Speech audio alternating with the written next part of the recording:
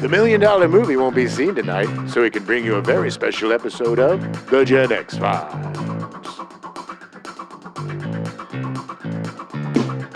Welcome to The Gen X Files. I'm Jim. I'm Adam. And today's show is another For the Stepdads. Yeah, your dorky old stepdads are here to talk about the ones that started them all and what we're doing. What a fun month, man. It was. It really was. We did a lot of talking about a lot of movies. Yeah. Well, I mean, it's been a while since I've seen most of these movies. Yeah.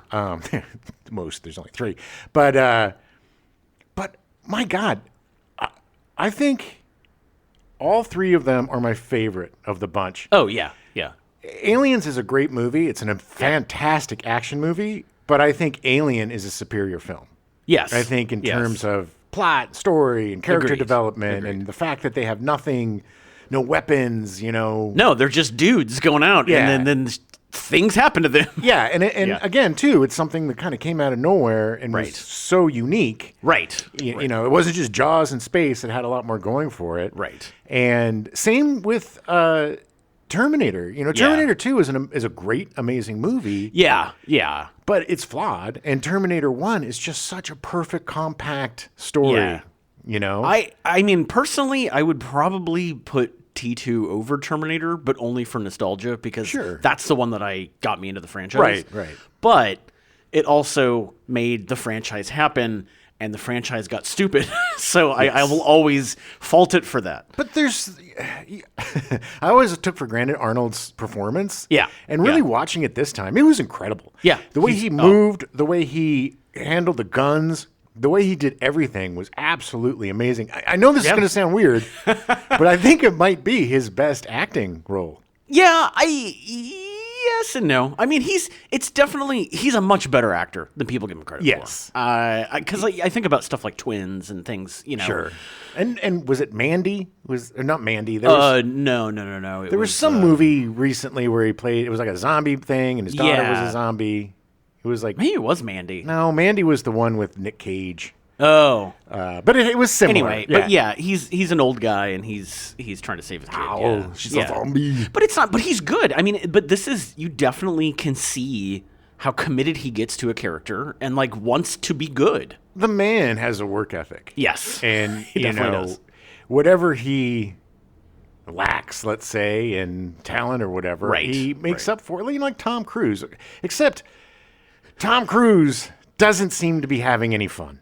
He pretends to. He tries to make you think he is. He sure puts on that. Some of his best acting is pretending like he's a normal human being. Yeah. But I think Arnold just loves all of it. Yeah. We talked about this before, and it's infectious. And like I compared before, everything about Cruise and The Rock and all of these quote unquote movie stars of today is so manufactured.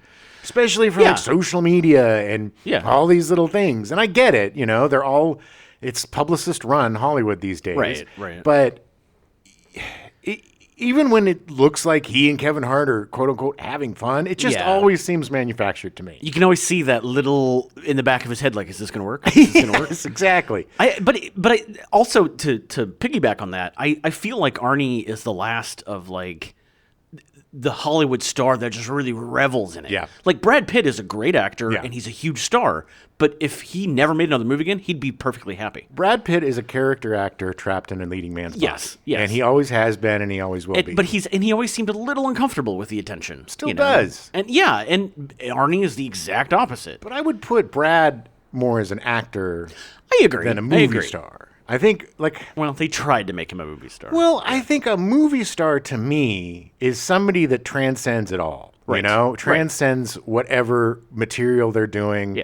And it doesn't matter what it is. People are going to see it because, and that's Schwarzenegger. That's Schwarzenegger, and that is, to a certain extent, Stallone, or it used to be. And Chuck Norris. And Chuck Norris, hey, I'm a star, just like the other guys. But But you're right. And I'm not, look, I'm not disparaging The Rock or Kevin Hart or any of these guys. They've made really fun movies. Oh my God. Yeah. And the stuff that they've accomplished is extremely admirable. Yeah. The way that Kevin Hart can sell out stadiums is somebody being on stage in front of tens of thousands of people. That's incredible to me. Like the fact that he can do something so intimate in front of so many people. That's great. Right. I'm not, just because they manage their careers, I'm not faulting them for it. I'm faulting them for trying to pass it off as something else. I mean, that's a little disingenuous to your fans, and you don't need to do that. You're already big enough. And I think, the rivalry that The Rock has with whomever, it's all kind of silly and stupid. Who? Exactly, but it comes up. It's like, it's all this fake and phony bravado crap. But the rivalry between Stallone and Arnold was absolutely real and was one of the great. I want to see a movie about their rivalry and all of the stuff they did, because they effed with each other so crazily and then went into business together, which is just beautiful. Beautiful. I mean, they knew who they were. I honestly always think that Stallone was just always in his shadow. For me, it was always Arnie. I mean, because he was so easy to watch. I think it must have been tough for Stallone, who he came out as an actor and a filmmaker, right? Yeah. Rocky was not what it was. Rocky was an independent picture. It was an independent film. And a very, very good one. Yeah. Really well written, really well acted by him. Mm-hmm. Totally pigeonholed him and everybody thinking he's a dumb. But it just shows, that he's a good actor. And I think he made the switch to becoming a movie star around Rambo, I think. It was Rambo First Blood Part 2, for sure. Right. That was the one. Around Rocky 3 or Rocky 4 or whatever. Rocky 3. 3 was like really, where it was really like, big. okay. Yeah. But I think he fights Mr. T. I'm pity the fool. Or Hulk Hogan. I don't remember. Maybe both in that movie? Both, yeah. Anyway. I'm going to throw you, brother. I'm going to throw you right out of the ring. Dumb. But great soundtrack. But I think for him, Arnold came out. He did Conan. Yeah. Well, he did Hercules, which nobody paid attention to. No, it was super with his dubbed voice. Yeah, That's so great. If you've ever seen that movie, it's hilarious. It's ridiculous. He talks like this. Hello, I am Hercules, and I am here to have some biscuits. But I think Arnie came out, blew it out of the water with Conan, which was such a cult hit. Yeah. And such a beloved character for the few of us who really, knew who Conan was. Oh, yeah.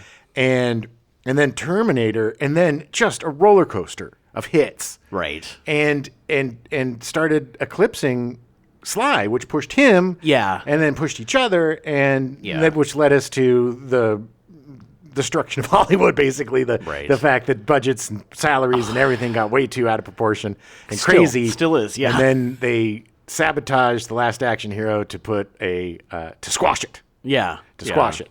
And but it was fascinating. It was a fascinating time, and unlike any other time. Oh, yeah. In terms of like rivalry and movie stars. And it was fun. It was fun as an audience member to be able to watch this stuff. So much fun, because we didn't give an S about box office receipts. We weren't looking every Monday to see, what were the numbers? We wanted a good movie. We wanted to see what Sly was saying about Arnold, and what Arnold was saying about Sly, and eventually what they were both saying about Bruce Willis.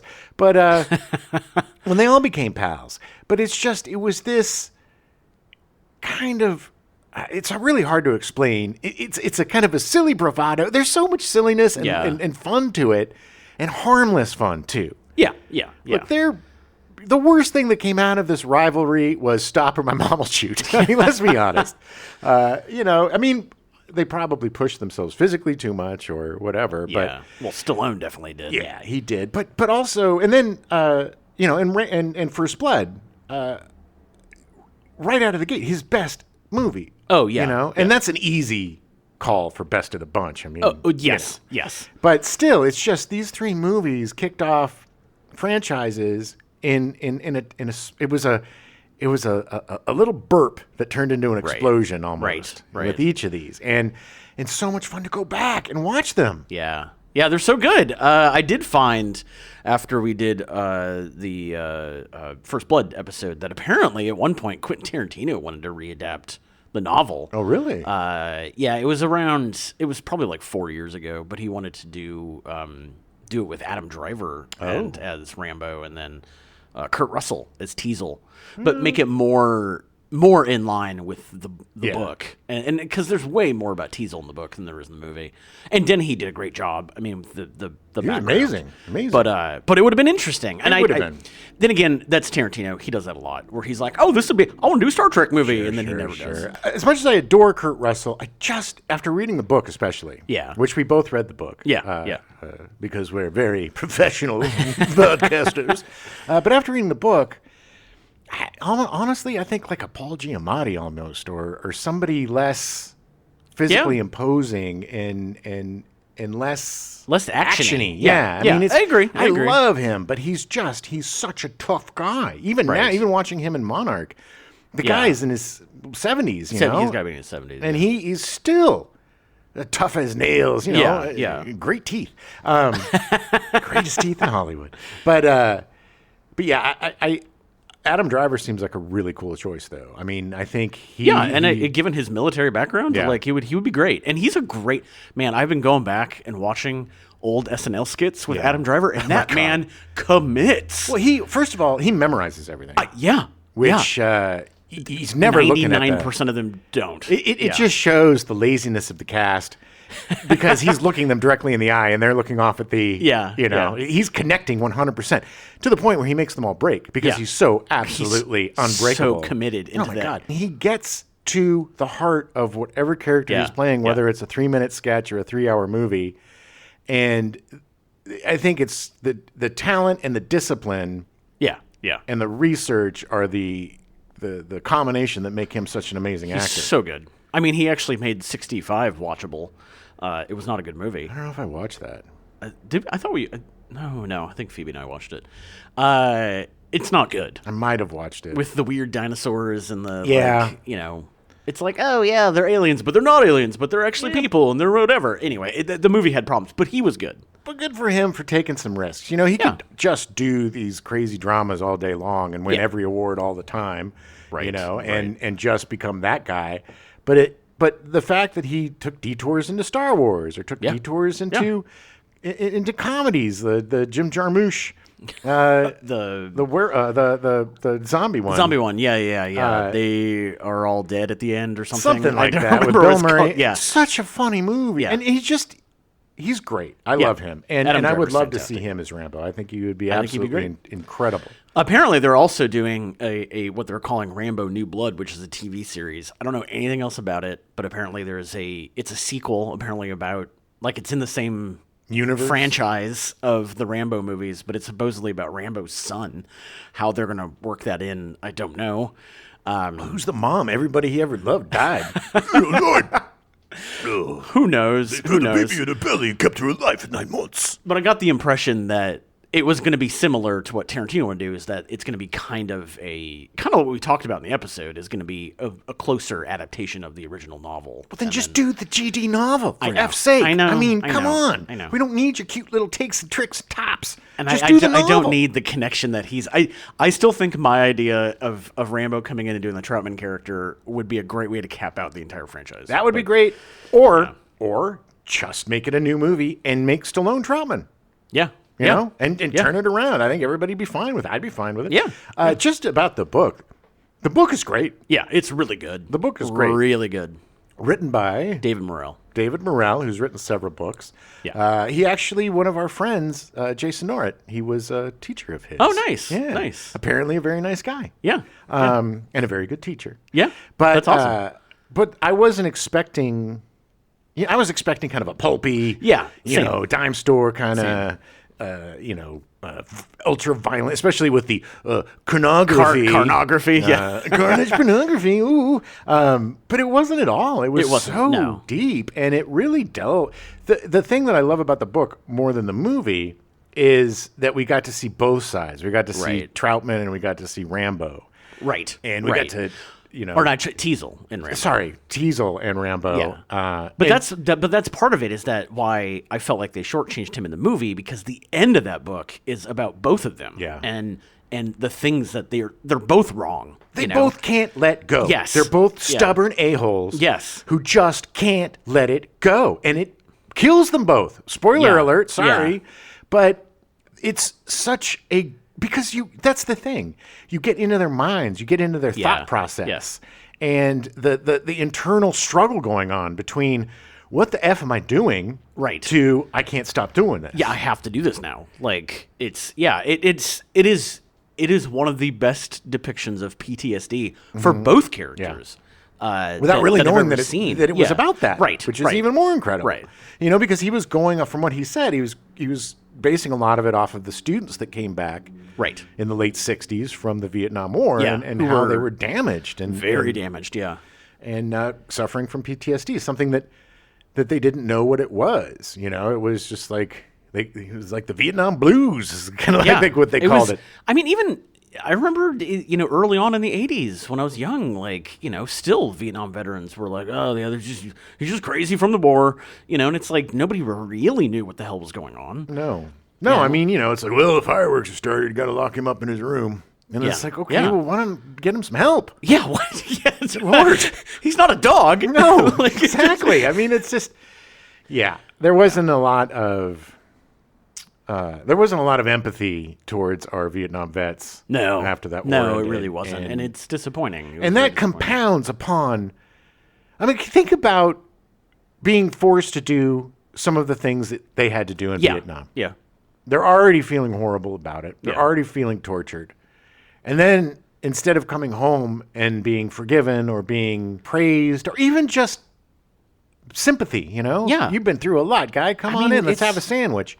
Well, I mean, what they knew, and granted, again, I'm not a war expert, I'm not a PTSD expert, but like going into it, it was like, oh, well, everybody in World War II, our fathers came back and were heroes. Mm-hmm. And it's like, well, what, I didn't want to go there, and now I had to do all this awful stuff, and I come back, and then you call me the bad guy. Yeah, well, also their fathers came back damaged. Oh, no, they 100% did. And heroes or not...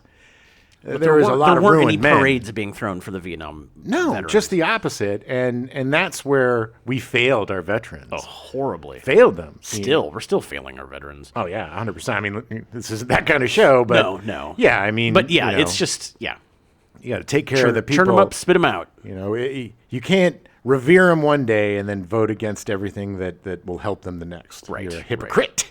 Right. But what a great book. If you haven't read it... So good. Highly recommend it. Quick read. Good. Yeah. Get through it in I got through it in like 2 or 3 sessions. Yeah. Because it'll grip you. It'll keep you. It's good. It's really good. And they did a really good job adapting it too. Yeah. Yeah. I think for what they had to do for a feature, like I think they did. I think if they really wanted to do more of the Teasel stuff, it would have been like a 3-hour movie. And I think for the time too, it was probably the best adaptation. Agreed. They could do. Unless you got like Michael Cimino taking the reins. Yeah. But yeah, so if for some bizarre reason you haven't seen any of these 3 movies, just get them. Yeah, highly recommend. These are definitely 3 to put in your collection. We're going to be doing this year we're going to be talking more about collections and things that you should put in your collection. Yes, because you should be buying your physical media. It is time, man. Yeah. We're learning more and more that we just lease the things that we have digitally. We don't own them. Nope. And there are different manufacturers, like the Ubisoft gentleman, the guy that's... I think he was the CEO. Or the president of Ubisoft. Of digital distribution, I believe. Yeah. Of course he's going to say it, but he's like, "We'll get used to not owning your games." And I sent the article to Adam, and his response, which was completely apt, was "F that." Yeah. And so this year I have decided that anything that I can buy, except for like little, $2 or $5 games and stuff on sale. Right. But anything that I would buy digitally, I'm buying physically. Yeah. So we can share it. Yeah, yeah. B, so I can have it. Look, I did a B. Yeah, well, and look at C, C, so I can enjoy it. Yeah, whenever I want. I think the only game that has come out that is only digital that I will buy this year is Alan Wake 2. Yeah, and hopefully they'll do I was hoping, I'm kind of holding out that they'll break down and do a physical release at some point, but we'll see. It seems like the company's going much more into the digital world. A lot of them are. And then, you have companies like Ubisoft that are just basically going the streaming route where they want you to join like Ubisoft Direct. Is that what it's something like that? Something like that, yeah. Where you can, and that's how you access all of your games. And it's like, no. And here's the biggest problem with it is they can remove titles anytime they want. Yeah. And the one thing that we've learned, we've learned quite a few things doing this show, but one thing that we've learned is that it's hard to find some of your favorite stuff. Oh, yeah. Yeah. Yeah. Thank God for the library, because that's where we get a lot of our things, because they're not streaming. Some classics, Foul Play, couldn't find. Yeah. Yeah. I had I got it from the library, but I think I ended up buying it too, because I loved that movie. Yeah, it was great. But yeah, there's so many things that, and even the library sometimes, falls, because they have limited resources too. Yeah. It's just that they happen to have, like, coming up in March, we've got a bunch of movies that I think at least a third of them or half of them we're going to get from the library. Tough gig. Yeah. And that's the problem. That's where you are I was going to say slave, but that seems like a very bad analogy. But you are at the mercy of the distributor. You're at the mercy of these corporations in terms of what you want to watch when you want to watch it. Yeah. And they could take it away at any time. Just like Zaslav and Warner Brothers cut license with PlayStation about a bunch of their titles, and then they yanked them out of your library. Right. They yanked PT out of your library. Stuff that you technically paid for. Yes. That you thought you owned. Yes. And we're learning that we don't. So, I highly recommend. I had a huge DVD collection. I got rid of a lot of it. Granted, it was bloated. I didn't need most of it. Yeah. But now it's like I am very conscious about the stuff that I really like. Yeah. I will get on Blu-ray. I will get on 4K. At least your top 20 flicks. I get your top 20 movies. Yeah. On Blu-ray or DVD or however you want to watch it. VHS, if that's your thing. And you can find a lot of DVDs now, because there's still people selling them. You can still find a lot on Amazon, like $5 for a DVD of something. And they're cheap. Look, next month we're doing First Loves. Yeah. And they're the like, for me, one of them is $6 Million Man, which is the first television show that I loved. I mean, I loved TV before that, but it was the show that I could not that shaped a lot of who I am. Yeah. And luckily, he was a good role model. But I, as watching it and loving it, because I haven't seen it since I was a kid again. I mean, most of the stuff I've watched this month is just reruns of $6 Million Man. Yeah, just same. Because it's just so fascinating. It is super weird. To talk about it. I love it. But you can get the entire series and all the movies on DVD, including for under $70. Yeah, including the 6 TV movies, the 3 at the beginning, the 3 at the end, 100-hour-long episodes, and the 3 at the end. They're not on any streaming services anywhere. Nope. And then for another $19, you can on DVD, you can pick up The Bionic Woman and have the whole shebang, which I want to do. And that's the thing. Just get your favorites. You don't have to be like Adam and I used to be every Tuesday on release day, going down to Best Buy and filling our little baskets. Be a little more judicious with your buying. But at least your top 20 movies. But this is why, like, right around Christmas, I bought the Twilight Zone on Blu-ray. And it was like $20-$30, but it was, and I have it all on DVD, but there was a few extras features, and I was like, you know what, I want to see these, and they look great on Paramount, like they look great, but who knows when that's going to go away, and I want to be able to rewatch it whenever I want to. Or how long until they all force us to watch commercials like Amazon is doing. Yeah. Prime is doing. And, you become a hostage. I know that's not, okay, we're going to totally cut that, because that is absolutely wrong.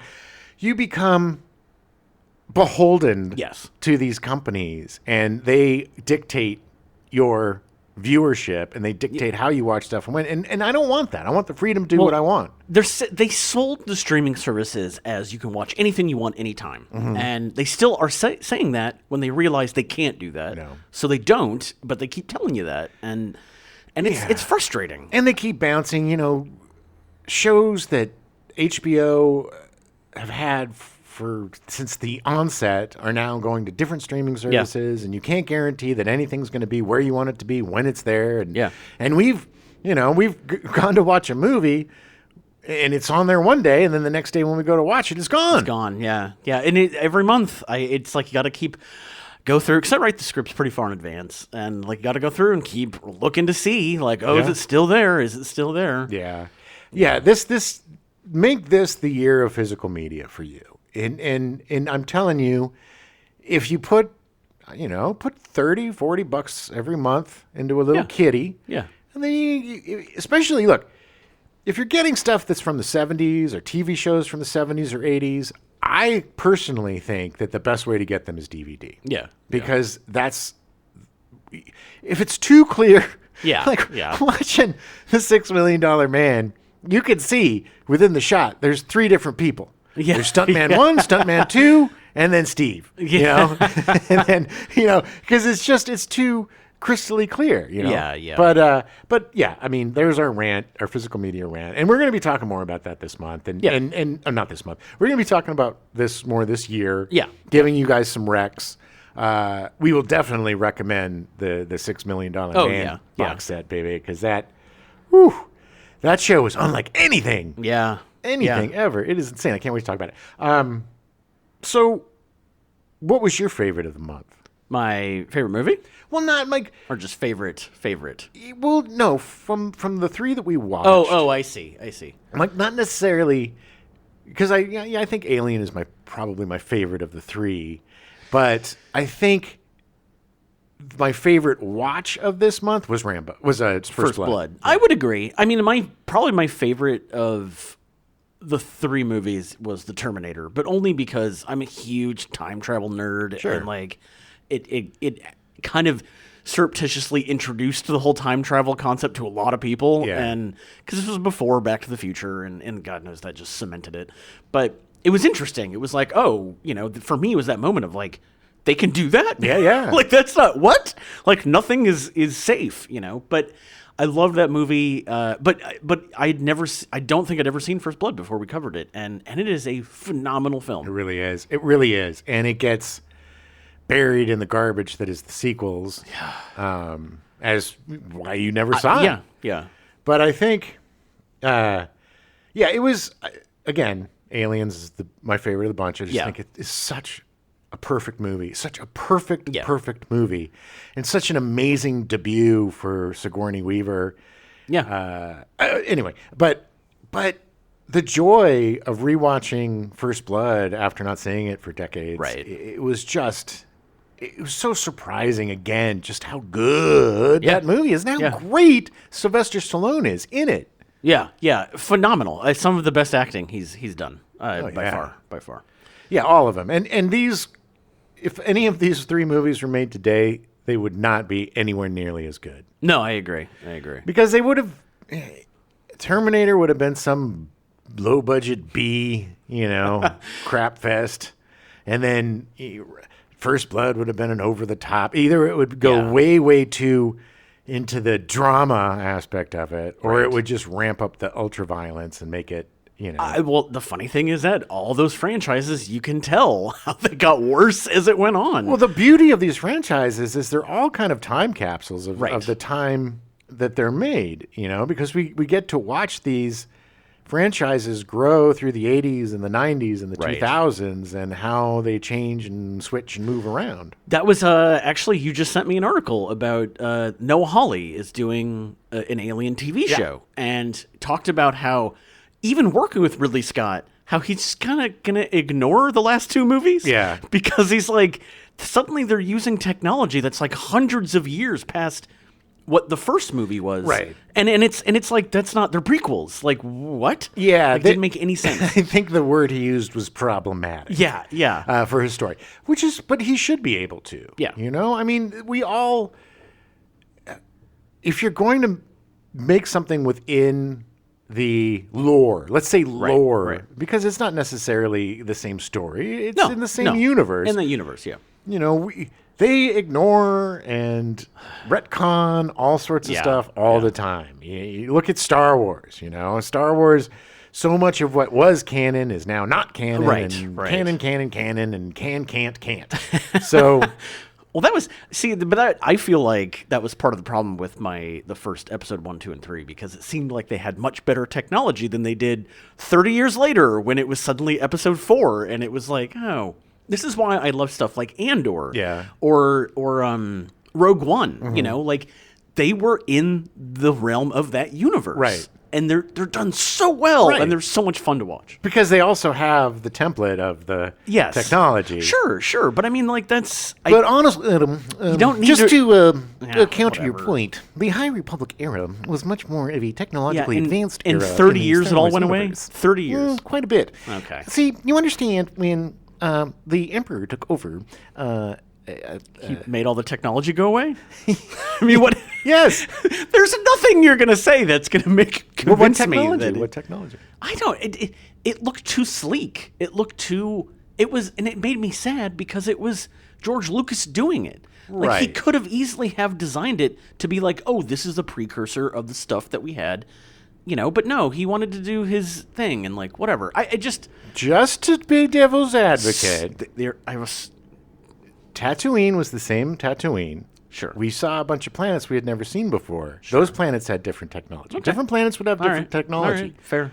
I think. Fair. I'm an apologist. I'm not even an apologist. I'm just a lover. My least favorite thing about it is that the Obi-Wan tiny little side rat tail went out of fashion by the time Episode 4 happened.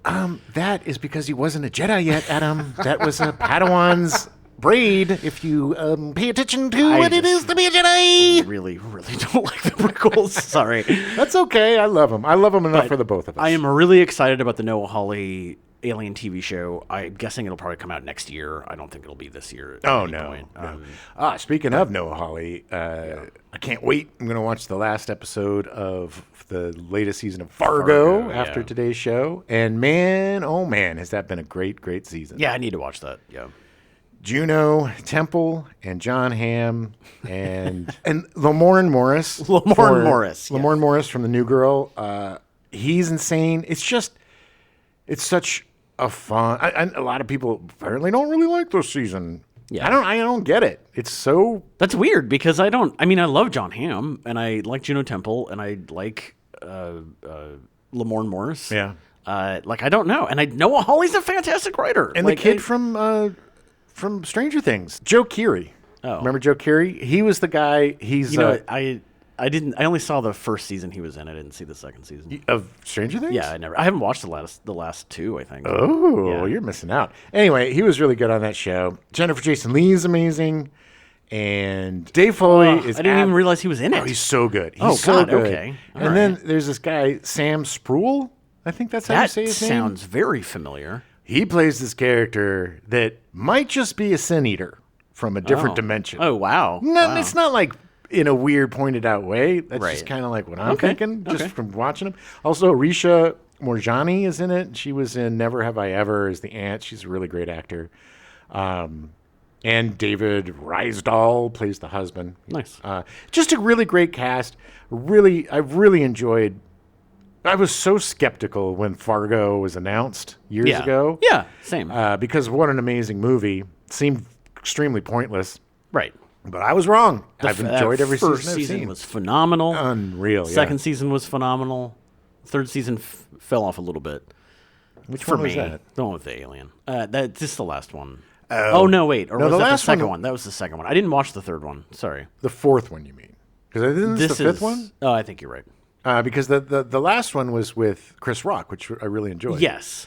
I love Chris Rock. Yeah, because the second season was about the... twins, wasn't it? No, it was the older... it was the older guy from the first season who is set in the 70s. Right. Yeah. That was great. Oh, that was a great season. Yeah. Yeah, and then the third one was with... I think the third one was with the alien. Obi-Wan playing the twins? Yes.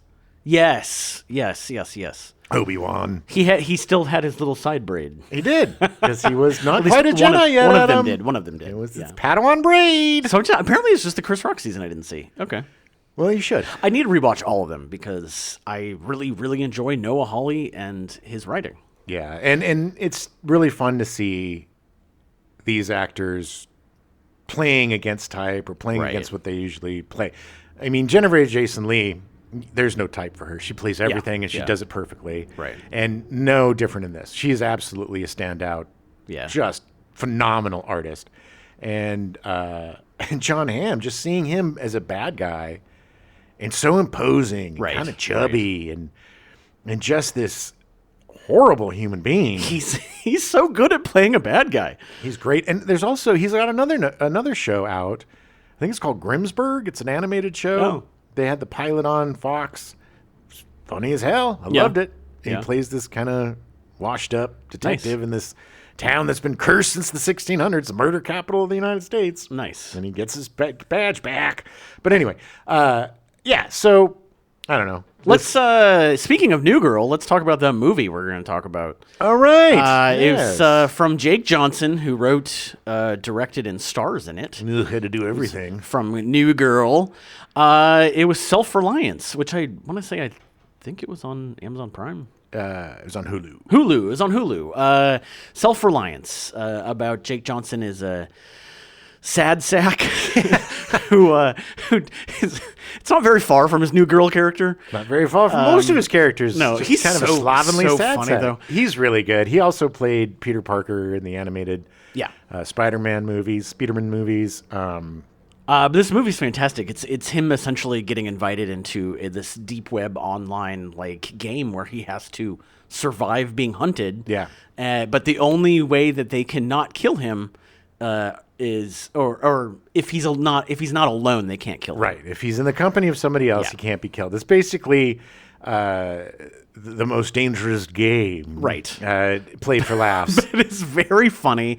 And I got to be honest, it had me questioning everything through the entire movie.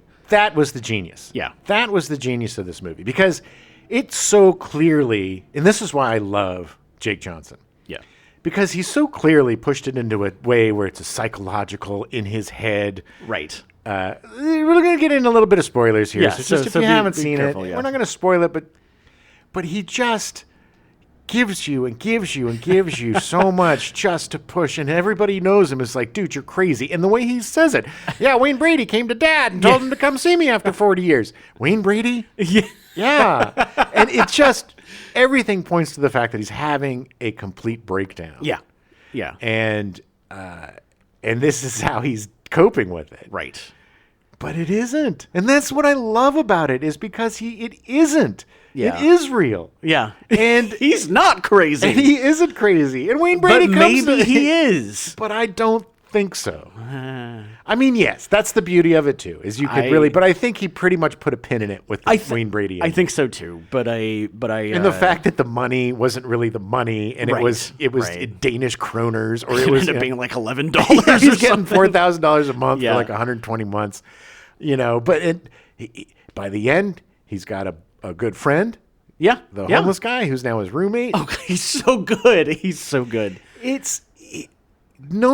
has Jake Johnson. Is that his name? Yeah. Jake Johnson has an incredible talent for playing underdogs. Yeah. And also for having these like stereotypical things turn out not stereo. You know what I mean? Yeah, it's like the whole homeless guy thing was just beautiful. It was great. It was great. So great. There's so much humanity to this film. Yes. And it's so sneakily, subversively deep. It is. It really hidden is. in this crazy, is it real? Is it not real? Andy Samberg's hilarious playing himself. That was so great. So Andy Samberg told you to get into this game? Yes. Yes. Yeah, he did. Oh, he does. It's such so a good. job. It's such a great movie. Such a good job. Anna Kendrick is great in it. Yeah. Natalie Morales. Yeah, small part, but she's great. I have a talent crush on Natalie Morales. She's awesome. Everything she's in, I'm always excited. She was in Parks and Rec. She was in a bunch. She had her own show for a little while. She did. She had a. It was actually there was a I think it was on like ABC Family or something, but she was a superhero. It was written by one of the writers of Lost, but it ran for a couple seasons, and I watched it all. She had another network series where she like opened up this rooftop bar. Yeah, in the her bar, apartment, yeah, and you know, just had people. It was like a Cheers for the new. Yeah, it didn't last, but it was her charm made the series totally watchable. She's so good. And Anna Kendrick was so good in this. And so different than she usually plays. Yeah. Yeah. She was it was a great performance by her. And it's nice to see, it's like the same thing with Lamorne Morris in Fargo. It's nice to see that these actors that play a lot of similar characters, because that's the work that they get. That's how Hollywood works, unfortunately. Get to stretch their talents and show us what they can do, and that they're not just this, which is, you know, that's every actor. But it almost seems to me like we're getting back into a kind of pigeonhole era in Hollywood where it's like, you got to do, unless you're big enough to have your own production company or whatever. It seems very much so that you're not getting a lot of work if you're not doing that, essentially replicating the thing you just did. Right. People see you this way. They don't want to see you that way. And this is how you're selling yourself on social media, so you have to be that way. Right. But if you haven't seen Self-Reliance, it is our pick of the month. Highly recommend. It's so far my favorite movie of the year. Oh, wow. Well, it's pretty early in the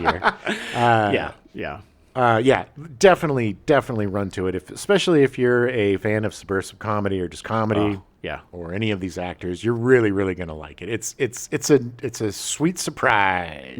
Yeah. It was all four of us that watched it. Really liked it, and definitely Phoebe is a lot more picky about movies and stuff. And her and Newt both really liked it. It's really good. Highly recommend it. Yeah. Everybody loved it. Is there any other movies that you saw this month that you want to chat about? Well, I've been attempting to watch Flowers of the Rebel Moon? No, sorry. Yes. That would be an amazing, awful movie. Flowers of the Rebel Moon. Which, by the way, I tried watching Rebel Moon. I wasn't even paying attention, and 40 minutes into it, I was so bored I turned it off. Yeah, it's god awful. It doesn't even deserve our words. No, I couldn't, because I was like, well, I'm curious. Every time I looked up, it was like a different planet, and I was like, I don't know what's going on. It doesn't matter. You're riding, and some guy's lunging. And then you're like 3 pages in, and you look up, and he's still lunging. And then you got 4 more pages done, and it's about a half an hour getting ready for lunch. You look up, and finally, he's connecting. It has its apologists. They're out there, and they are very strong, opinionated people. Well, the Snyderverse people, they sure love Mr. Snyder. Yeah, and I just don't get it. I don't trust anybody. But you did start watching Flowers of the Blood Moon. Yes. And I've been enjoying it, and I'm really upset that I didn't see it in the theater. Because it's the type of movie that deserves me being in a darkened theater and watching it for 3 hours. Full attention. Straight through. Yeah. Because it's great. It's really, really good. I mean, it's frickin' Scorsese. And De Niro is really great in it. Oh, wow. And DiCaprio. Well, DiCaprio is really great, and he's kind of ugly. Crazy. What? That's impossible. Also, if I saw it in the theater, I would have known that it was called Killers of the Flower Moon. No blood on this moon. But Lily Gladstone is amazing in it. I'm about maybe a half hour, 40 minutes in. I haven't even seen Jesse Plemons or Brendan Fraser yet. Wow. So I didn't even realize they were in it. No, neither did I, because I haven't gone there yet. John Lithgow. I didn't know he was in it either. But it's a really, really interesting story that I really didn't know about the Osage Indians who the land, one of the reservations that they kept pushing him to worse and worse land. Right. That land popped oil. And those mother effers were rich as can be. Wow. And so what happened is these white dudes were starting to marry into the family under the guise of, incest type of thing, they need new to blood, branch out. New blood. But all of the Native Americans were dying in strange suicides. Wow. And, so it's not going to be a happy ending. It's not going to be Well, I'm pretty sure that you involve the indigenous people in America and then white guys taking oil, never going to be a happy ending. We'll have to say this, man. It is an amazing renaissance of Native American art. And, watching this and Reservation Dogs, and then us watching Echo. Yeah. And True Detective Night Country. True Detective Night Country, and also What If. Yeah. There is just a really great wealth of Native American heroes and stories being told, and I love it. I think it's it's great. It's really great. Speaking of What If, the Kahori character is my new favorite Marvel character. Yeah, like she's so cool, and she did a great job. I'm hoping they extend that out into live action. Yeah, me too. It was great, and I know I jumped ahead with everything, but yeah. So anyway, I'm going to finish Killers of the Flower Moon. I'm really, kind of pissed at myself. I mean, look, I've been a Scorsese fan forever. Right. I missed his last one. I think streaming is detrimental to him. Yeah. Because his movies need to be seen in the theater. Yeah. And I started watching The Irishman, and I didn't finish it. Didn't even bother. Yeah. Because it's just I need to put blinders on and be locked into it. Too easily to get distracted at home. Because those movies deserve attention. They deserve your uninvited stock those movies. Undivided attention. Thank you, Adam. Yes. No phones, no nothing. And that's why I'm kind of bummed. And so when I go back to watching it, I'm going to make sure that I have the time to go through and watch the whole thing. And rather than getting sleepy. I have to take a plane ride soon, so I think I'm going to try to watch it on the plane. Oof. That just seems bad because it's on a little screen. Yeah, it's not. I've been pretty lucky with the movies that I watch when I fly. So right. I mean, So speaking of, we did watch the first 2 episodes of Echo. We did with Alakwa Cox and Charlie Cox. Thanks. It's the character from. She was introduced in Hawkeye. But it kind of Marvel got back the rights from their Netflix shows, and so they're trying to integrate Charlie Cox's Daredevil into the MCU, and they did it a little bit. He was in the last Spider-Man movie, and he was in She-Hulk. Right. So they're trying to integrate them in. Where he and She-Hulk had a little thing. Well, it's funny because in the comics, Echo and Daredevil have a thing. Wasn't Daredevil deaf now too? No, he's just blind. Wait, not Daredevil. I was thinking of Hawkeye. Isn't Hawkeye blind or deaf now? I think he's going deaf. Yes, I think that was the whole deal, is that he was going deaf. Well, and let's not forget Vincent D'Onofrio. Yeah. Kingpin. Yeah. No, I know. Well, it's not, I mean, it picks up, like, we haven't seen too much of him so far in the first 2 episodes. But just a pretty crazy. But he's amazing. He's such an amazing actor. And, And I'm curious. I mean, she's essentially, so far as we've gone into it, she started a war against him because, what else is she going to do? Killed her dad. Yeah. It's got Zahn McClarnon, who is amazing. He was also he's in a ton of stuff. He was in Longmire, Reservation Dogs. Also, Devery Jacobs from Reservation Dogs plays her cousin Bonnie. Tontu Cardinal, who she is also from Reservation Dogs. And Flowers of the Killers of the Blood, Killers of the Flower Moon. It's a lot of Native Americans in this show, and a lot of them are going to be in pretty much everything we're talking about today. Which is great, because Tontu Cardinal is an amazing actor. Yeah. And so is Zahn, and so is Graham Greene, who's been around forever. So good. Unbelievable. So good. Chasky Spencer, I think that's how you say his name. Yeah, he owns he's like an uncle, I think. Yeah. But he somehow, it's really great. My favorite thing about this series is that when she goes back home to Oklahoma, they all use sign language. Yeah. Like, they all, she, as far as I know, is the only deaf person in their family. Yeah. But they all learned sign language. Yeah.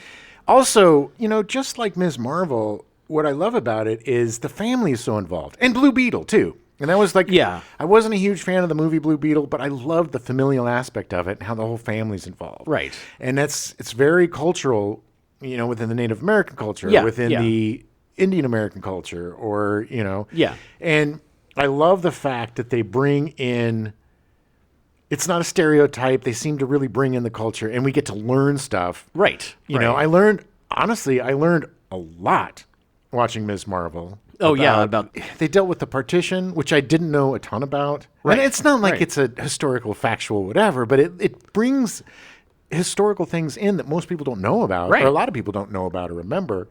And I think Echo does that too. Yeah, I mean, the beginning of the second episode where they're like, essentially, rather than fighting a war between two tribes, they're having some kind of sporting event. Yeah, it was like a cross between rugby and lacrosse. Yeah, it was really interesting. Very interesting. And whomever lost, they banned from the land. Tribe. Yeah.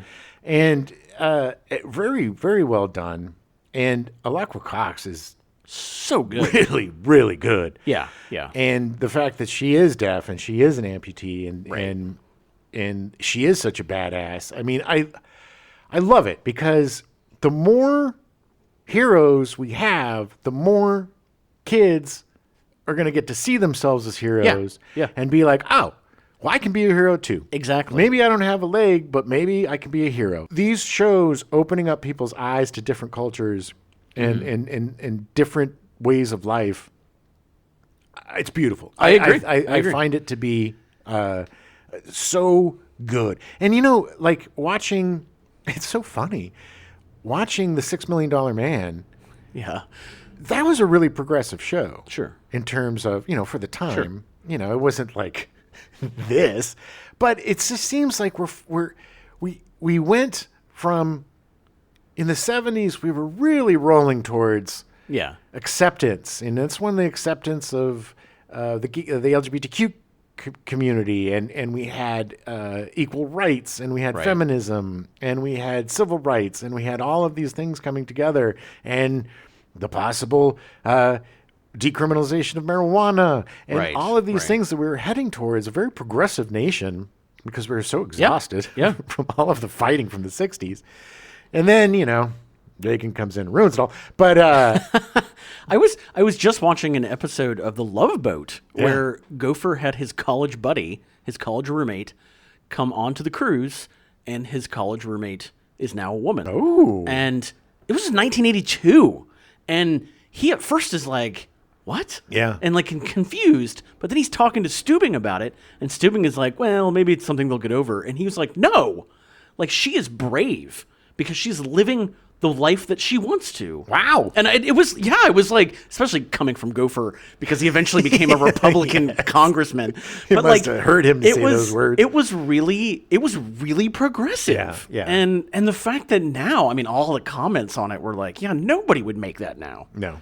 It's just a shame. I mean, at this point, I think that we're getting back to that. Yes. But like, it was such a progressive stance in a show that didn't have to be that way. Well, I think we have a good sense of progressiveness in entertainment. Yeah. I think that's a lot of the reason why there's so much pushback. Oh, yeah. Because people are like, how dare you indoctrinate? Nobody wants to, first of all, nobody wants to indoctrinate your stupid kids. No.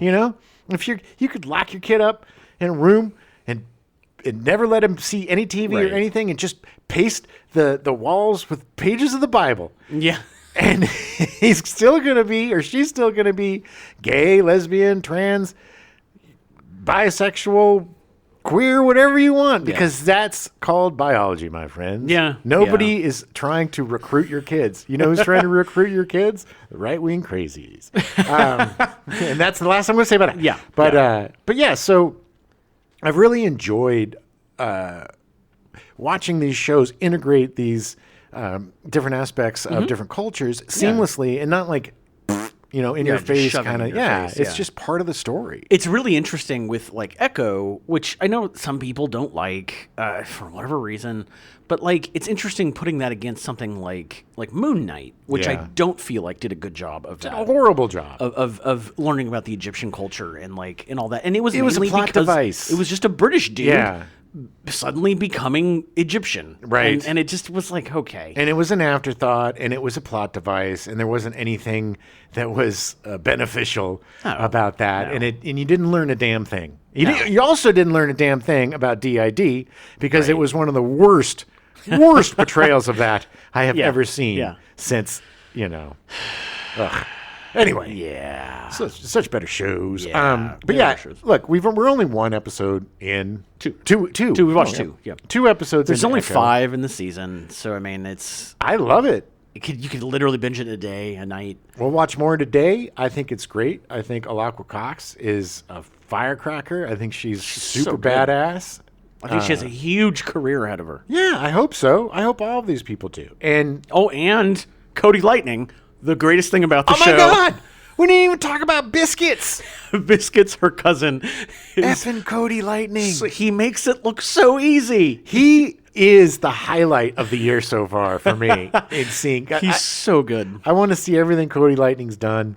His Biscuits is just probably the most lovable character in the Marvel Universe at this point. Yes. He tries so hard, and he's just so afraid of his grandma. He just wants to hang out with his cousin. He loves his cousin. The look he gave when he was driving his grandma's car, her truck, past, and she sees him, and he sees her. He should get every Emmy just for that look. Yeah, it was so great. Oh, my God. Cody Lightning. So good. Standout star. Yeah. I guess the big show. I mean, I watched. Let's see. I watched the Ted series about the Teddy Bear. I was wholly surprised. I didn't think I was going to like it. I like the Ted movies. I've got a real love-hate relationship with Seth MacFarlane. Yeah. I think he's an extremely talented, clever guy. Yeah.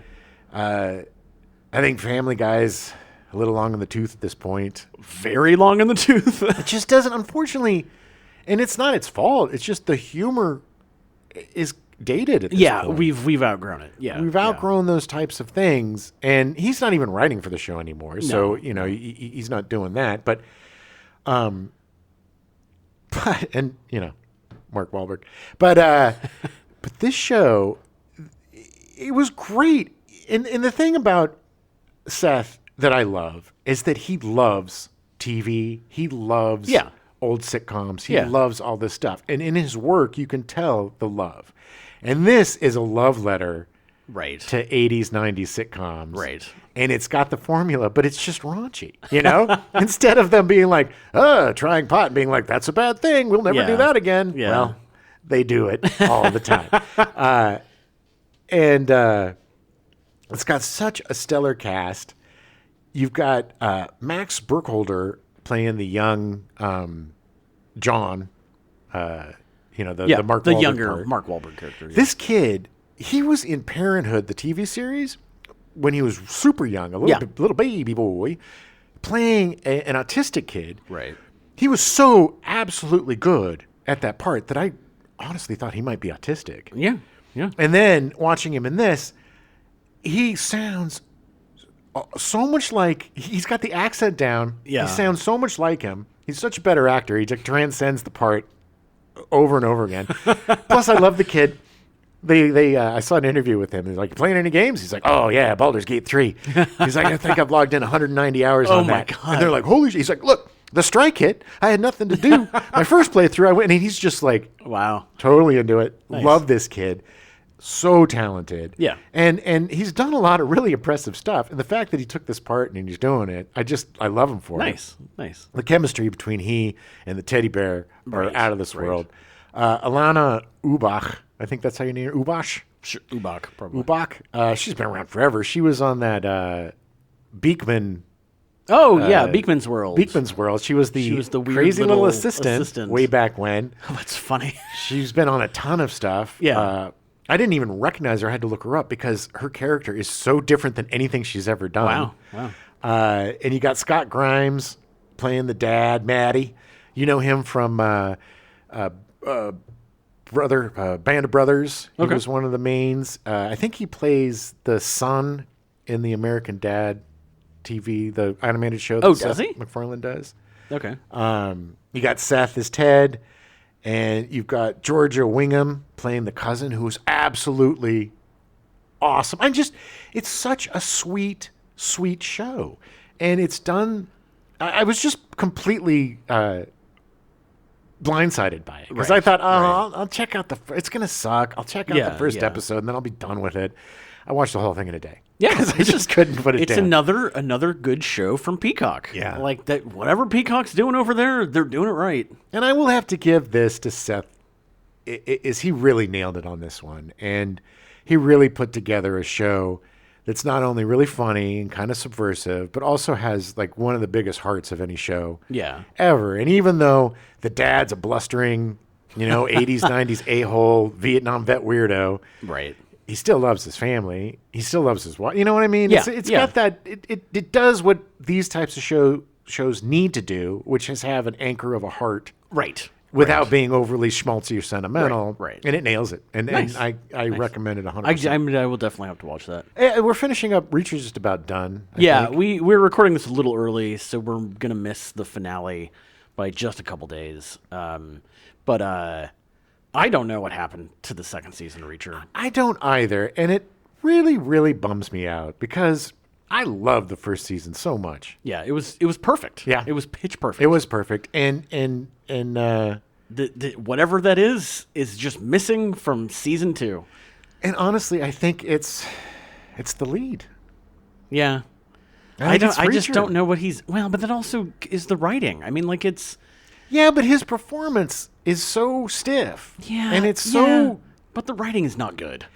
No, and it's not. But you can still have Reacher's personality. That's what I mean. But that's what I mean. It's not. I don't know when this was written. Alan when Richardson it was shot. is great. He was great in the first season. There's theories that somehow the writer's strike affected it, the acting, but I'm pretty sure they did all of it beforehand. All I know is that the easygoing, fun, funny, charming part of Reacher has been excised, and he's like borderline weird. On the spectrum at this point. Yeah, it's just weird. It's just him punching and strangling guys. He's way too big. He buffed out way too much. It's distracting, and it's a deterrent to the role. And and it's just not that interesting. It's so many cliches, so many just silly things like not cuffing suspects or putting loose cocaine in a tire. I mean, it's just like it's like a really bad. It's like the opposite of $6 Million Man. It's like a really lazy 70s TV show. It's just not everything about it is lazy. And that is lazy. It just makes me sad. Me too. They definitely renewed it for another season because it's still getting a lot of views regardless. So I'm hoping that the third season they choose better source material and they choose a better book, and then they choose to spend a little more time developing the scripts. The best Reacher books are the ones that are small. Yeah. The ones where he goes into a logging town. And then there's a militia, and he's got to help the town. And then there's a sheriff or somebody that he teams up with, and a woman he falls in love with. Yeah. And it's just this small, contained.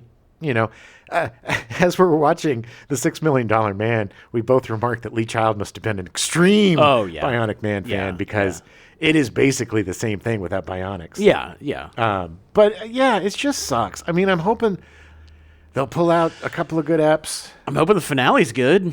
I mean, that's all we got left. Yeah. So I'm hoping that it somehow... I mean, because honestly, having read all the books, like, you understand who Reacher is. What makes it interesting are the plots and, like, the people he meets and the characters he meets. Yeah. And how he reacts and deals with them. Yeah, and it's just they forced all of the 110th, and like it's like, oh yeah, no camaraderie, and every time they would start singing a song, I would just want to bury my head in my pillow. I'm crazy. It just put the guitar away, doesn't buddy. Work. You're not at the beach. We're not drinking California coolers down by the beach. No. Put your guitar away. It just you're right. It was all forced. It just whoever was the showrunner this season. It's the same person from the first season. You dropped the ball, buddy. Yeah. All of you. That's all what just dropped the ball. I just don't know. I just don't know what happened and why it just isn't good. But then again, out of the 30 or so books, probably a third of them aren't very good. True. So I mean, it's like true. It's absolutely they're just true. not. I shouldn't say they're not. They're not as good as the best ones. Right. Yeah. Look, when you're writing 50 books, there's going to be a couple of stinkers. Yeah. I'm looking at you, Insomnia from Stephen King. Oh my God! But it's the only Stephen King novel I've never finished. That was a slog, and the entire point of that whole book is two sentences that deal with the Dark Tower. Dark Tower, yeah. And that's the entire thing. Just read those 2 sentences, and then you don't have to read the book. But I want to hear about what he's eating. Sure. I bet you do. And then the strings. Is that the one with the strings? Maybe. The auras that were cut? No, I think that was Hearts in Atlantis. It might have been both. He was on a weird little tip for a while. Yeah, well, he got sober, and then it got weird. Well, there's always that period in the beginning. Gotta hold yourself back to reality. Yeah. It's like, Anyway, it's not horrible, but it's as huge fans of the books and big fans of the first season. Yeah. It's been a huge disappointment. Yep. I have to unfortunately say. We did watch the first episode of True Detective Night Country. Oh, baby. And man, so good. Issa Lopez, who created the season, she wrote and directed the first episode. I don't think she directs most of them, but she's a Mexican filmmaker. Oh. And has had like 17 movies made. Really? The last one that she did in 2017 called Tigers Are Not Afraid, she wrote and directed. It has a 97% on Rotten Tomatoes. I've never heard of this movie. Do you know where it's streaming? No, I didn't. I wasn't able to find it. But Stephen King, Neil Gaiman, and Guillermo del Toro all expressed how much they loved the movie. That's enough for me. Yeah, and I just watching this first episode, I just want to see everything she's done. Well, it's like The Thing. Yeah. And it's got so many it's got all the things I love. Yeah. Snow. It is a great first episode. So good. And there's so many neat little Easter eggs that go all the way back to the first episode. Yeah. And even, they even have The Thing in the library of the movies, So there's just, I love all the neat little blink and you'll miss it references and homages and things. And my God, Jodie Foster is a master, an absolute master. Yes. And I think it's been a while since, because I missed the movie that she did about the swimmer. Right. That NPR actually, she was an NPR journalist who was Diana Nyad. Oh yeah. Who swam the English Channel or whatever. Yeah. Or whatever. One of those big bodies of water. Her and Annette Bening. I missed that. I do want to see it. But, man. She's so good in this. The writing is so good in this show. The establishment of the connection between the characters. Like, it's mostly just 1 or 2 lines. Yeah. And it's so good. Like, but we know the tension. The tension between her and Callie Reese, who... She's a freaking boxer, and she's absolutely phenomenal. So incredible in this. And fierce, man, with those piercing, the little cheeks, and just the tattoos, and just the muscles, and just, she is just imposing. Something, like, just immediately how much they just hate each other. And, oh, my God. Yeah, it's so good. So good, and it's gearing up to my favorite thing, which is enemies becoming buddies and having to work together to solve a crime. Oh, I'm getting all tingly. Oh. But not only that, but you have Fiona Shaw. Oh my God. That whole, like, the end of that episode is so good, and she's following a dude through the snow, not wearing shoes. Yeah. And a ghost. A spirit. That's the one line. Yeah. She's like, well, Travis showed me. And they're like, but Travis is dead. And she's like, yeah. I know. Oh, creepy. It's so good. And you got John Hawkes, who is just an amazing actor. Oh, my God. I can't wait to find out more about his character. Yes. Like, his characters. Oh, he's definitely showing his age now. But it's just setting up such a crazy, weird. I want to know more. Yeah, I want to know more. It hooked me so deep. Is there going to be is Cthulhu going to come popping out of the ice? Is that who's awake? I mean, who? We don't know. There is a one-eyed polar bear. Like, there's just so much weirdness that goes on, and but in a realistic way. Yeah, it's the first show in a long time where I just cannot wait for the second episode. I wish they were all available to binge. I know. It's going to be torture waiting for each episode. So excited. It's so good. It's such a great series too. Like all of the, I'm not a huge fan of the second season, but I'm going to rewatch them again. I think the second season suffered what a lot of times when I see a new Coen Brothers movie, what happens is I get so excited and the buildup is so much that when I see it, it's not what I think it's going to be, and then I feel disappointed. But then when I watch it again and watch it for what it is, that happened to me with Big Lebowski. Oh yeah, like at first I was like, I don't know, and then it became one of my favorite movies ever. It's so funny because I do that with every single Radiohead album. Nice. I listen to it and I'm like, what is this? And then I'll listen to it again and be like, oh, yeah, because it's smart. You mean smart stuff. You have to take a little time to get into it. But it's hard. It's really hard because Nick Pizzolatto did the first season. He literally wrote like a 400-page script. Yeah. And then they broke it down into 10 episodes. And so he knew exactly what was going on the entire time. Second season, he was a producer. He wasn't involved in the writing.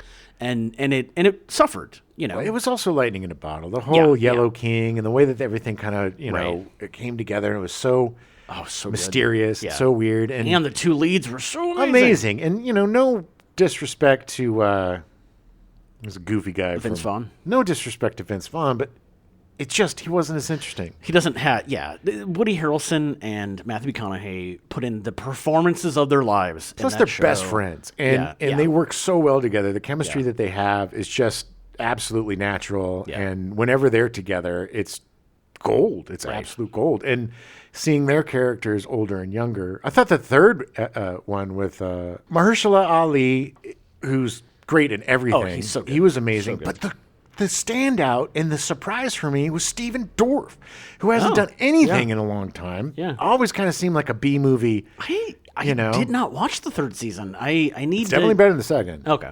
And Mahershala is transcendent. Yeah. He's such a good actor. And Stephen Dorff, again, such a great performance. I was just blown away by him. Wow. And he must be an a-hole because he hasn't done any really work since then and before. So I don't know. Yeah. But yeah, this. I agree 100%. I am so excited about the next episode. Yeah. I am excited to see where it goes. It is going to be a masterclass. Oh, man. I have been waiting for this for months. And now that it's finally here, I am so excited. This is going to be, hopefully, I hope it keeps up as it does. I hope it keeps up with how great the first episode is because, man, this could be the best show of the year. Agreed. So what are you playing? I am still playing Ghost of Tsushima. Ghost of Tsushima! I haven't really played much of anything else. I have picked up a couple other games, but I just haven't really tried anything else yet. You haven't been playing RoboCop? No, because I wanted to get through the Ghost of Tsushima again. I get it. And I did open up the director's cut, the expansion, Iki Island, which is really good and way harder than anything else. So when they released the PS5 version, the PS5 upgrade, they added a bunch of different stuff for the main story, but they also have an expansion of a whole new island. Yeah. That I haven't played, but Adam's playing right now. Yeah, it folds into the main character's past, and because his father was killed on that island, and it's really interesting. It's a whole new class of Mongols that come in, and nice. They have guys that do chants and essentially makes everyone around them impervious to dying. Oh. It's hard. Well, that's great. It great. gets really hard. I love when the expansion adds new wrinkles and new things. It's not just, much more of the same, but in a different island, a different biome. It's cool because because I think most people probably played it after they finished the story because I played it halfway through. Yeah. Now all the stuff I got on the island I get to use for the rest of the game. Oh, that's rad. So it's awesome. Yeah, I need to download that. I keep downloading it and starting it, and then something new comes along that's 1,000 gigs, and I have to, Sophie's Choice it. Yeah. And I had to basically delete everything to get Jedi Survivor on there. Which you have finally finished. Oh, man. Thank you, by the way. Of that course. was a Christmas present from Adam. It scratched an itch I didn't know I had, apparently. Yeah. I've been kind of just going from game to game. Yeah. Kind of like a 70s hero, just going game to game, solve crimes, and moving on. Yeah. But but I couldn't. Nothing was really clicking with me. And then as soon as I popped this in, it hit me to like I'd be up until 2 a.m. playing, and I jammed through this probably in 2 or 3 weeks. Because I just couldn't put it down. It has all of it ticks all the boxes that I love. Customization, amazing story, Star Wars, Easter eggs.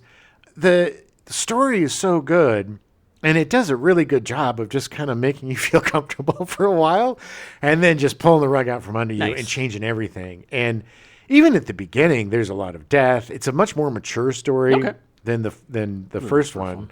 And the character is older and funnier and more seasoned, so he's more of a kind of a rogue, but still a Jedi, but not a Jedi like he's falling in love and he's doing all these different things, and he makes choices that make it really interesting that other Jedi, quote unquote, haven't really made. And by the time you get to the end of the story, you know, he's integrated all this shit that you're like, whoa, this is a whole new kind of deal. Right. And it's probably the best Star Wars story that I've experienced in a long time. And that's even like movies and TV and stuff. I think, you know, Andor, of course, was, you know, but it really hooked me. It's gorgeous. There was some glitches, there were some problems, there was a few things, but nothing game breaking or nothing that completely took me out of the immersion or anything. And I even went back and started a new game plus, basically to see there is a if you finish it and you start a new game plus, there's a lightsaber color that's like a party color, and it just changes over and over. Nice. And you can get red. That too, because you know. That's the bad guy color. But I just, it grabbed me. It didn't let go. Cool. And it was also one of those things that, you know, once I finished it, I just couldn't play anything for a few days. You know, you're just kind of exhausted. You just kind of take a breath. And thinking about it, too. It really kind of flew under the radar last year. There were so many great games. Yeah. It was a good year. It was a good year. Yeah, I think it was one of the best years for games since, like, the PS2. Period. Yeah. You know, we haven't had this many solids in a while. But that took up my time. And I'm looking forward to playing the RoboCop game when you're done. Yeah. Yeah. I'm gonna pick that up because I think the story only takes like 10 or 12 hours. So I'm gonna pick that up after I finish Ghost of Tsushima, which honestly at this point I've literally gotten all of the trophies. So it's like I might just bang through the story just to get it done. Yeah. Bang through it. But we'll see. Also, I am gonna be traveling for a little while, so possibly you could just play RoboCop and probably be done with it by the time I get back. Probably. I might sneak in there. Yeah. But yeah, I 100% recommend that game if you're a Star Wars fan, if an action game fan, whatever. The thing that I love the most about it is there's 5 different stances that you can choose from. There's single blade, double blade, then the cross, the blade like Darth Maul, the two ends, and then you've got the Kylo Ren cross saber, which is like a claymore. It's like a giant broadsword. And then my favorite, which I played through 90% of the game, was the blaster stance, where you can use a saber in one hand and a blaster in the other. Nice. And man, it just changes the whole game. It just makes it so much fun because the Jedi games are getting a little old. That's why I'm looking forward to Star Wars Outlaw so much. Right. Because it doesn't look like we got the Jedis. Yeah. It's just the rogues. We don't, And I think we need it. And this was kind of a mix of it. And it didn't take itself as seriously as it did the first time. Nice. And cut limbs off and stuff. Nice. Good times. I highly recommend it. All right. Well, I think that's all we got. We'll be back next week. Start a new month. Brand new month. It's our first loves. Yeah. It's the month of love. Yeah. We're gonna say Halloween, but no, it's not Halloween. It's Valentine's Day. But we're doing, for me, $6 Million Man, which we spoke about, which was the first show that made me love TV, I suppose. It was the first show that I played along with. I had my little, my little, not little, it was big ass doll. Oh, the stepdad hated that. Oh, he hated it so much. But I didn't. But love my Steve doll. Love the show. It was just the greatest show ever. Yeah, we'll be talking about it next week. And then for Adam, that was Quantum Leap for Quantum you. Leap, yeah. That was the first show that I made my parents let me stay up and watch. Same, so I think for 6 Million. I will admit, I have very much been enjoying watching $6 Million Man. Well, I'm looking forward to getting back to Quantum Leap because I really loved Quantum Leap when it was on. Scott Bakula. He was a great guy. And it's another Dean Stockwell. Dean Stockwell. Oh my God! It's just I loved the time travel nerd going to the time travel stuff. I loved it. I loved the idea of being able to get into someone else's body and then being that person. Yeah, and sounds pretty sexy. Yeah, it does. And then we'll end the month out with Stephen King, right? Which is basically what got us both, really supercharged our love for reading. Yes, and for me. As soon as I read his first book, which I think was, for me, I think the first one was Salem's Lot when I was way too young for it. Yeah. He was my favorite writer from then on to this day. That was, I did the same thing. I was way too young and I read it. Oh, Jesus. And I read that over the course of like a year and a half. I've talked about this before. Yeah. I was at my grandma's house. Every time we visited, I'd read another chapter. That's so cool. Yeah, it was, it got a little weird at the end. Got a little weird in the middle too. But yeah, it's just going to be a love fest next month. It'll be a lot of fun because we're so passionate about these different things because they hit us as kids, It's always fun to talk about lifelong loves. Right. And for me, it's not like, I watch The Bionic Man all the time, but watch it every year. Honestly, I don't think I've seen it since the 70s, since it ended. Wow, yeah, since it ended, yeah. And it's just, I can't stop watching it. I've watched so many episodes, I feel like I'm in the 70s. You have to stop at some point, too, because it gets... Your mind just gets weird. Yeah. And it's so much such a fun show. It's so great. It's such a fun show. I love the car I'm excited phones. to talk about it. It'll be fun. Good times. Yeah. Definitely tune in next month for our first loves. Well, thanks for tuning in this month. We had a great time. Again, if you haven't seen these 3 movies for some bizarre reason, get your butt and see them. Check them out. Throw them in your collection. And we'll be back. As much as I absolutely adore Kurt Russell, thank you. Yeah. You can adore him so much I can't remember his goddamn name. We now return you to your regularly scheduled programming. Benson, already in progress.